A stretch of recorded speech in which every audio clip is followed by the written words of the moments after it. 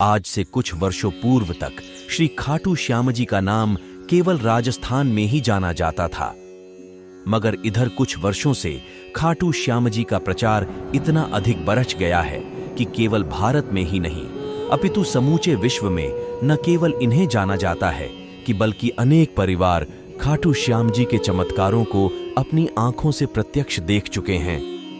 राजस्थान के सीकर जिले में रिंग्स कस्बे से 18 किलोमीटर की दूरी पर श्री खाटू श्याम जी का मंदिर स्थित है, जहां प्रभु के दर्शन मात्र से ही जीवन में खुशियों एवं सुख शांति के भंडार भर जाते हैं। श्री खाटू श्याम जी की पौराणिक प्रचलित पावन कथा संक्षिप्त में इस प्रकार है। महाभारत युद्ध के लिए कौरव पांडव दलों के विशाल शिविर आमने सामने थे। शिविरों में दूसरे दिन शुरू होने वाले युद्ध की हलचल मची थी। युद्ध नीति के अनुसार सूर्यास्त पश्चात दोनों पक्षों के लोग आपस में मिलजुल सकते थे, अतः धर्म युद्ध के इन शिविरों में भी सैनिक आपस में मिलजुल रहे थे। शिविरों के बीच की भूमि वीरों के आवागमन से भरी हुई थी। तभी सुसज्जित रथ पर एक तेजस्वी योद्धा आया।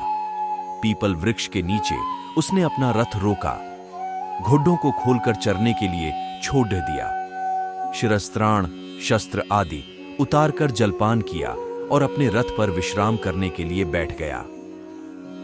उसे दोनों दलों के वीरों ने घेर लिया। सभी का एक ही प्रश्न था, आप किस ओर से युद्ध करेंगे? किसी भी दल की ओर से नहीं। अभी तो मैं एक दर्शक की भांति इस महायुद्ध को देखने आया हूं, बाद में मैं उस दल की ओर से युद्ध करूंगा जो पराजित होगा या जिसके साथ अन्याय हुआ होगा। सब विस्मय ये उसे ही देख रहे थे। उपस्थित लोगों में से एक ने पूछा, लेकिन आपकी सेना कहां है? क्या आपकी सेना पीछे आ रही है?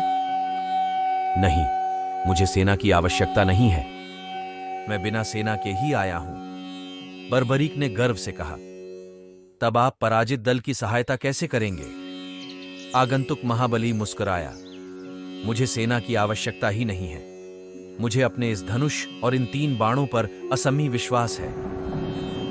मैं एक ही बाण से शत्रु सेना का संहार कर सकता हूं। छूटने पर मेरा पहला बाण हर व्यक्ति के मृत्यु स्थल पर निशान लगा देगा और दूसरा बाण उन्हें बींध देगा।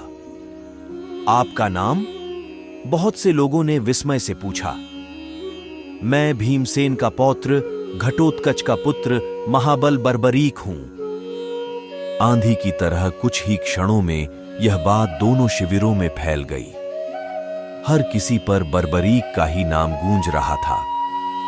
सैनिक लोग बात की गहराई तक नहीं पहुंच रहे थे, पर बात की गंभीरता को समझने वाले योद्धा चिंतित हो उठे। भगवान श्री कृष्ण सोच विचार करने लगे कि यदि वास्तव में ही वह वीर निर्बल पक्ष का साथ देगा तो पांडवों की विजय होते ही कौरव निर्बल हो जाएंगे। फिर वह वीर उनकी ओर से लड़कर पांडवों की विजय को पराजय में बदल देगा। क्या वह वास्तव में ही ऐसा विलक्षण धनुर्धर है जो 2 बाणों से ही शत्रु सेना का संहार कर सकता है? चलकर परीक्षा ली जाए। वह उठे और बर्बरीक के पास पहुंचे। उन्हें आता देख सभी सैनिक गण इधर उधर हट गए। बर्बरीक ने गर्व से अपना सिर ऊपर उठाया, धनुष पर एक बाण चढ़ाकर कहा, देखिए, मैं इस प्रकार समस्त शत्रु सेना का संहार कर सकता हूं। आप इस पीपल के पेड्डिएच को देख रहे हैं। मेरा यह बाण इसके समस्त पत्तों को चिह्न लगा आएगा और दूसरा बाण उन्हें बींध देगा। बर्बरीक ने गर्व से अपना सिर ऊपर उठाया, धनुष पर एक बाण चढ़ाकर कहा, देखिए, मैं इस प्रकार समस्त शत्रु सेना का संहार कर सकता हूं। आप इस पीपल के पेड्डिएच को देख रहे हैं।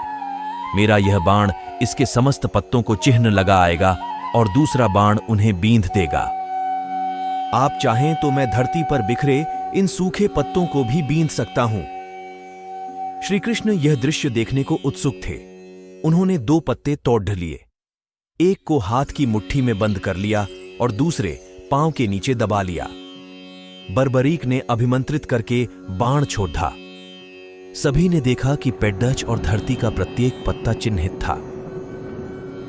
श्री कृष्ण अकुला उठे और गहरी सोच में पड़ गए कि किस प्रकार से युद्ध में भाग लेने से रोका जाए। आखिर बहुत सोच विचार के बाद उन्हें एक हल सूझ ही गया।